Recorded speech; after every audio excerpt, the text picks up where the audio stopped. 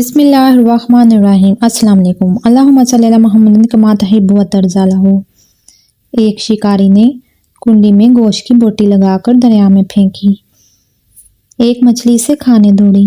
وہیں ایک بڑی مچھلی نے اسے روکا کہ اسے منہ نہ لگانا، اس کے اندر ایک چھپا ہوا کانٹا ہے جو تجھے نظر نہیں آ رہا۔ بوٹی کھاتے ہی وہ کانٹا تیرے حلق میں چبھ جائے گا، جو 1000 کوششوں کے باوجود بھی نہیں نکلے گا۔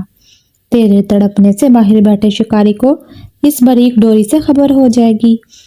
تو تڑپے گی، وہ خوش ہوگا، اس باریک ڈور کے ذریعے تجھے باہر نکالے گا، چھری سے تیرے ٹکڑے کرے گا، مرچ مسالہ لگا کر آگ پر ابلتے ہوئے تیل میں تجھے پکائے گا۔ 10 انگلیوں والے انسان 32 دانتوں سے چبا چبا کر تجھے کھائیں گے۔ یہ تیرا انجام ہوگا۔ بڑی مچھلی یہ کہہ کر چلی گئی۔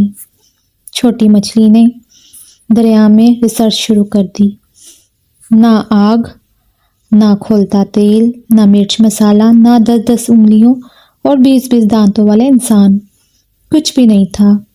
چھوٹی مچھلی کہنے لگی، یہ تو ان پڑھ، جاہل، پتھر کے زمانے کی باتیں کرنے والی کوئی حقیقت نہیں اس کی باتوں میں خود ریسرچ کی ہے، اس کی بتائی ہوئی کسی بات میں بھی سچائی نہیں ہے۔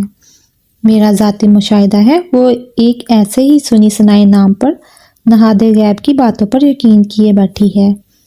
اس ماڈرن سائنسی دور میں بھی پرانے فرسودہ نظریات لیے ہوئے ہے۔ چنانچہ اس نے اپنی ذاتی مشاہدے کی بنیاد پر بوٹی کو منہ میں ڈالا، کانٹا چبھا، مچھلی تڑپی، شکاری نے ڈوری کھینچ کر باہر نکالا، آگے بڑھی، مچھلی کے بتائے ہوئے سارے حالات سامنے آ گئے۔ انبیاء علیہ السلام نے انسانوں کو موت کا کانٹا چبھنے کے بعد پیش آنے والے غیب کے سارے حالات و واقعات کی تفصیل پہلے سے بتا دی ہے۔ بڑی مچھلی کی طرح کے عقل مند انسانوں نے انبیاء کی باتوں کو مان کر زندگی گزارنی شروع کر دی۔ چھوٹی مچھلی والے نظریات رکھنے والے انبیاء کا رستہ چھوڑ کر اپنی ظاہری ریسرچ کے رستہ پر چل رہے ہیں۔ موت کا کانٹا چبھنے کے بعد سارے حالات سامنے آ جائیں گے۔ مچھلی پانی سے نکلی، واپس نہ گئی، انسان دنیا سے گیا، واپس نہ آیا، بس یہی وقت ہے اگر سمجھ گئے تو۔ حضرت سیدنا جعفر بن سلیمان علیہ السلام فرماتے ہیں، حضرت سیدنا مالک بن دینار علیہ السلام نے فرمایا، ایک مرتبہ حج کے موسم میں میں خانہ کعبہ کا طواف کر رہا تھا۔ حاجی اور عمرہ کرنے والوں کی اتنی کثرت تھی کہ انہیں دیکھ کر تعجب ہوتا تھا۔ میرے دل میں یہ خواہش ابھری کہ کاش کسی طرح مجھے معلوم ہو جائے کہ ان لوگوں میں سے اللہ عز و جل کی بارگاہ میں کون مقبول ہے، تاکہ میں اس کو مبارکباد دوں، اور جس کے بارے میں معلوم ہو جائے کہ یہ مردود ہے اور اللہ عز و جل کی بارگاہ میں اس کا حج قبول نہیں، تو اس کو نیکی کی دعوت دوں اور اس کے لیے دعا کروں۔ جب رات کو میں سویا تو خواب میں کسی کہنے والے نے کہا، اے مالک بن دینار، تو حاجیوں اور عمرہ کرنے والوں کے بارے میں فکر مند ہے تو سن، اس مرتبہ اللہ تعالیٰ نے ہر چھوٹے بڑے، مرد عورت، سفید و سیاہ رنگت والے، عربی اجمی، ہر حج اور عمرہ کرنے والے کو بخش دیا، لیکن ایک شخص کی مغفرت نہیں کی گئی۔ اللہ تعالیٰ کا اس شخص پر بہت زیادہ غضب ہے اور اللہ تعالیٰ اس سے ناراض ہے، اس کا حج قبول نہیں کیا گیا بلکہ اس کے منہ پر مار دیا گیا ہے۔ حضرت سیدنا مالک بن دینار رحمۃ اللہ فرماتے ہیں، اس خواب کے بعد میری جو حالت ہوئی اسے اللہ تعالیٰ ہی بہتر جانتے ہیں۔ میں نے یہ گمان کر لیا کہ وہ مغضوب شخص شاید میں ہی ہوں اور اللہ عز و جل مجھ سے ناراض ہے۔ میں بہت پریشان رہا، سارا دن اسی غم اور فکر میں گزر گیا۔ پھر دوسری رات تھوڑی دیر کے لیے میری آنکھ لگی تو پھر مجھے اسی طرح کا خواب نظر آیا اور ایسے ہی غیبی آواز سنائی دی۔ پھر کہا گیا، اے مالک بن دینار، تو وہ نہیں جس کا ذکر کیا جا رہا ہے، بلکہ وہ تو خارساں کا ایک شخص ہے جو بلخ شہر میں رہتا ہے۔ اس کا نام محمد بن برون ہے۔ اللہ عز و جل اس سے شدید ناراض ہے، اس کا حج مردود ہے اور اس کے منہ پر مار دیا گیا ہے۔ حضرت سیدنا مالک بن دینار رحمۃ اللہ علیہ فرماتے ہیں، میں صبح خراسان سے آئے ہوئے حاجیوں کے قافلے میں گیا، انہیں سلام کیا اور ان سے پوچھا، کیا تم میں بلخ شہر کے حجاج موجود ہیں؟ انہوں نے کہا، ہاں، ہم میں بلخ کے کئی حاجی موجود ہیں۔ میں نے پھر پوچھا، کیا تم میں کوئی محمد بن مہرون بلخی ہے؟ انہوں نے کہا، مرحبا، اس نیک شخص کو کون نہیں جانتا، اس سے بڑھ کر عابد اور زاہد پورے خراسان میں کوئی نہیں۔ حضرت سیدنا بن مالک بن دینار اللہ تعالیٰ فرماتے ہیں کہ مجھے ان لوگوں کی زبانی اس کی تعریف سن کر بڑا تعجب ہوا، کیونکہ خواب میں معاملہ اس کے برعکس تھا۔ بہرحال میں نے ان سے پوچھا، اس وقت وہ کہاں ہوگا؟ لوگوں نے کہا، وہ 40 سال سے مسلسل روزے رکھ رہا ہے اور ساری رات عبادت میں گزار دیتا ہے۔ اگر تم اسے تلاش کرنا چاہتے ہو تو مکہ مکرمہ میں کسی ٹوٹے پھوٹے مکان میں تلاش کرو، وہ ایسی ہی جگہوں میں قیام کرتا ہے۔ ان لوگوں سے یہ معلومات حاصل کرنے کے بعد میں مکہ تشریف لے گیا اور اس ویران علاقے کی طرف گیا اور ابن ہیرون کو ڈھونڈنے لگا۔ بالآخر ایک دیوار کے پیچھے میں نے ایک شخص کو دیکھا۔ میں نے جان لیا کہ یہ وہی ابن ہیرون ہے۔ اس کی حالت یہ تھی کہ اس کا سیدھا ہاتھ کٹا ہوا تھا اور اس ہاتھ کی ہڈی میں سوراخ کر کے زنجیر ڈال دی گئی تھی۔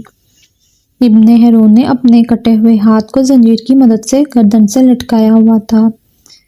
اسی طرح اس نے اپنے قدموں میں بھی بیڑیاں ڈال رکھی تھی اور وہ مشغول عبادت میں تھا۔ جب میں نے اس نے میرے قدموں کی آہٹ سنی تو میری طرف متوجہ ہوا اور کہنے لگا، اے اللہ عز و جل کے بندے، تو کون ہے اور کہاں سے آیا ہے؟ میں نے کہا، میرا نام مالک بن دینار ہے اور میں بصرہ کا رہنے والا ہوں۔ وہ کہنے لگا، اچھا، تو تم وہی مالک بن دینار ہو جن کی علمیت اور زہد و تقویٰ کے ڈنگ کے پورے علاقے میں بج رہے ہیں۔ میں نے کہا، عالم تو اللہ عز و جل کی ذات ہے اور ظاہر اور عابد حضرت سیدنا عمر بن فاروق رضی اللہ تعالیٰ عنہ ہیں۔ وہ اگر چاہیں تو خوب عیش و عشرت سے زندگی گزار سکتے ہیں، لیکن بادشاہت کے باوجود انہوں نے زہد تقویٰ کا اختیار کیا اور دنیا سے بے رغبتی ان کے اندر رچ بچ گئی۔ ہمیں تو دنیا میں ہی نعمتیں میسر نہیں، اس لیے ان سے دور ہی ہیں۔ اس نے مجھ سے کہا، اے مالک بن دینار، تم میرے پاس کس لیے آئے ہو؟ اگر تم نے میرے بارے میں کوئی خواب دیکھا ہے تو بیان کرو۔ میں نے کہا، مجھے تمہارے سامنے وہ خواب بیان کرتے ہوئے شرم محسوس ہو رہی ہے۔ تو کہنے لگا، اے مالک بن دینار، تم نے جو خواب دیکھا ہو وہ بیان کرو اور مجھ سے شرم نہ کرو۔ حضرت سیدنا مالک بن دینار رحمۃ اللہ تعالیٰ فرماتے ہیں کہ بالآخر میں نے اسے اپنا خواب سنایا۔ خواب سن کر وہ کافی دیر روتا رہا، پھر کہنے لگا، اے مالک بن دینار، اللہ تعالیٰ مسلسل 40 سال سے میرے بارے میں حج کے موقع پر اسی طرح کا خواب کسی نیک اور زاہد بندے کو دکھایا جاتا ہے اور اسے بتایا جاتا ہے کہ میں جہنمی ہوں۔ حضرت سیدنا مالک بن دینار رحمۃ اللہ فرماتے ہیں کہ یہ باتیں سن کر میں نے اس سے پوچھا، کیا تیرے اور اللہ عز و جل کے درمیان کوئی بہت بڑا گناہ ہے؟ اس نے کہا، ہاں، میرا گناہ زمین و آسمان اور عرش و کرسی سے بھی بڑا ہے۔ میں نے کہا، مجھے تم اپنا گناہ بتاؤ تاکہ میں لوگوں کو اس کے ارتکاب سے بچاؤں اور اس گناہ سے ڈراؤں جس کی سزا تم بھگت رہے ہو۔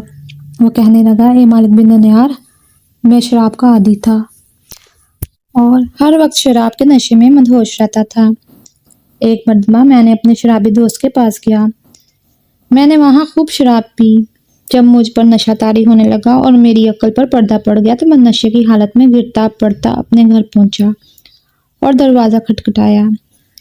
میری زوجہ نے دروازہ کھولا۔ میں نے گھر میں داخل ہو کر اپنی والدہ، جو کہ تندور میں آگ جلا کر لکڑیاں ڈال رہی تھی اور خوب آگ بھڑک رہی تھی، جب میری والدہ نے مجھے نشے کی حالت میں دیکھا تو میری طرف آئی۔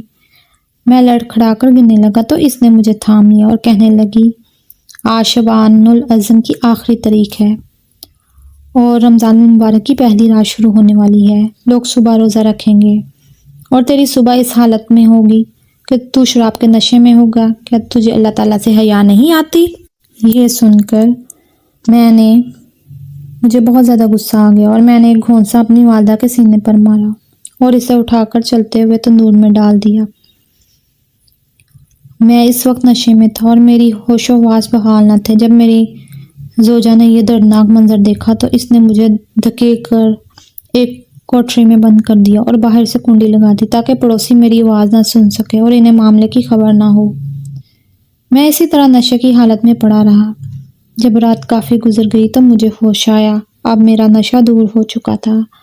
میں دروازے کی طرف بڑھا تو دروازہ بند تھا۔ میں نے اپنی زوجہ کو آواز دی کہ دروازہ کھولو۔ اس نے بڑے سخت لہجے میں جواب دیا، میں دروازہ نہیں کھولوں گی۔ میں نے کہا، آخر تم نے مجھ سے اتنی ناراضگی کیوں ہے؟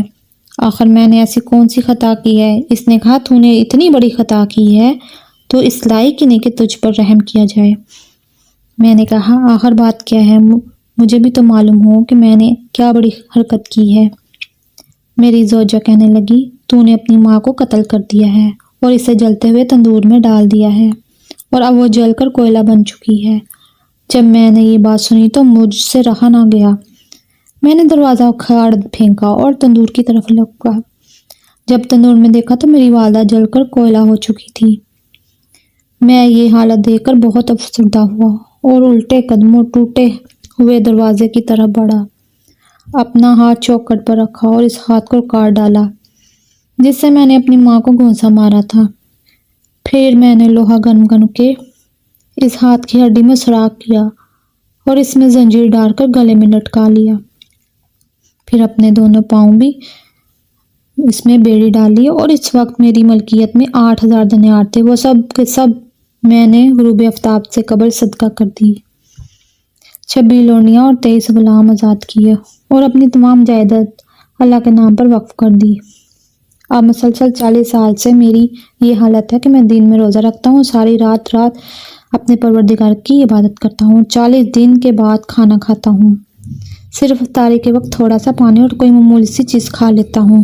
میں ہر سال حج کرنے آتا ہوں۔ ہر سال کسی عالم زاہد کو میرے متعلق ایسا خواب دکھایا جاتا ہے جیسا کہ آپ کو دکھایا گیا ہے۔ میری ساری داستان عبرت نشان ہے۔ حضرت سیدنا مالک بن دنیا رحمۃ اللہ فرماتے ہیں، یہ سن کر میں نے اس کے چہرے کی طرف اپنا ہاتھ بڑھایا اور کہا، اے منحوس انسان، قریب آ، جو آگ تجھ پر نازل ہونے والی ہے وہ ساری زمین کو جلا ڈالے۔ پھر میں وہاں سے ایک طرف ہو گیا اور ایک جگہ چھپ گیا تاکہ وہ مجھے دیکھ نہ سکے۔ جب میں نے محسوس کیا کہ وہ جا چکا ہے تو اس نے اپنا ہاتھ آسمان کی طرف اٹھایا اور اللہ تعالیٰ سے مناجات کرنے لگا، اے غم اور مصیبتوں کو دور کرنے والے، اے مجبور اور پریشان حال لوگوں کو دعا قبول کرنے والے، اے میری امتوں کے لاج رکھنے والے، اے گہرے سمندروں کو پیدا کرنے والے، اے میرے پاک پروردگار اللہ عز و جل، اے وہ ذات جس کے دستے قدرت تمام بھلائیاں ہیں، میں تیری رضا چاہتا ہوں اور تیری ناراضگی سے پناہ مانگتا ہوں۔ تو اپنے عفو و کرم کے صدقے مجھ کو عذاب سے محفوظ رکھ اور مجھے اپنی ناراضگی سے بچا۔ اے میرے پاک پروردگار عز و جل، میں تیری تعریف نہیں کر سکتا، تو ایسا ہی ہے جیسا تو نے اپنی تعریف خود بیان فرمائی۔ اے میرے رحیم و کریم پروردگار، تو میری امیدوں کی لاج رکھ، بے شک میں تجھ سے تیری رحمت کا طالب ہوں، مجھے یقین ہے تو میری دعا کو رد نہیں کرے گا، میں صرف تجھ ہی سے دعا کرتا ہوں۔ اے اللہ تعالیٰ، موت سے پہلے مجھے اپنی رضا کا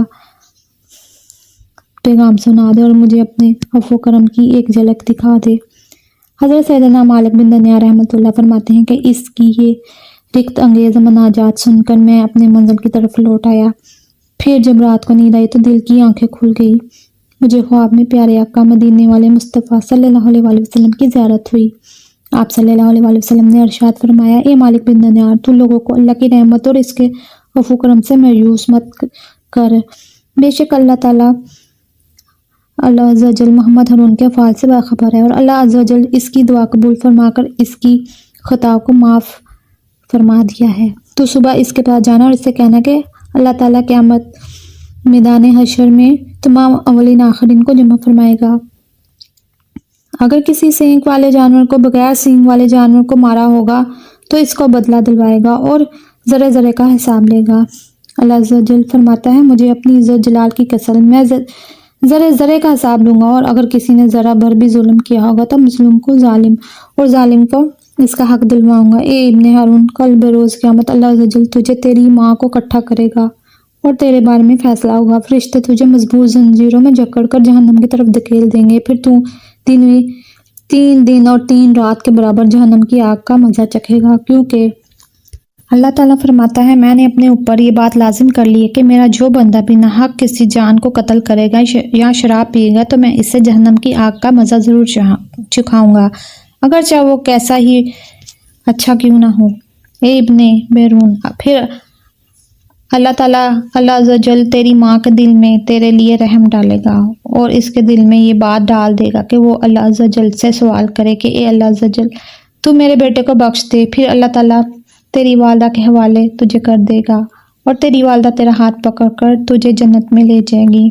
حضرت سیدنا مالک بن دنیا رحمۃ اللہ علیہ فرماتے ہیں جب صبح ہوئی تو میں نے فوراً ابن ہارون کے پاس گیا اور اسے بشارت دی کہ آج رات خواب میں مجھے پیارے آقا صلی اللہ علیہ وآلہ وسلم کی زیارت نصیب ہوئی۔ آپ صلی اللہ علیہ وسلم نے مجھے تیرے بارے میں اس طرح بتا دیا، پھر میں نے اسے اپنا پورا خواب سنایا۔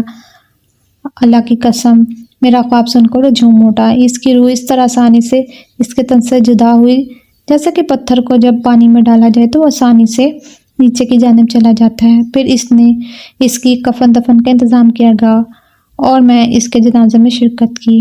اللہ تعالیٰ اس پر رحمت کرے اور اس کے ہی صدقے ہمارے بھی مغفرت فرمائے، آمین۔ اگر آپ کو یہ کہانی اچھی لگی ہو تو پلیز میرے چینل کو سبسکرائب، لائک اور شیئر ضرور کیجیے گا۔ آپ کے ایک سبسکرائب سے مجھے بہت حوصلہ ملتا ہے، میں غریبوں کی مدد کرنا چاہتی ہوں اور اپنے گھر والوں کو سپورٹ کرنا چاہتی ہوں۔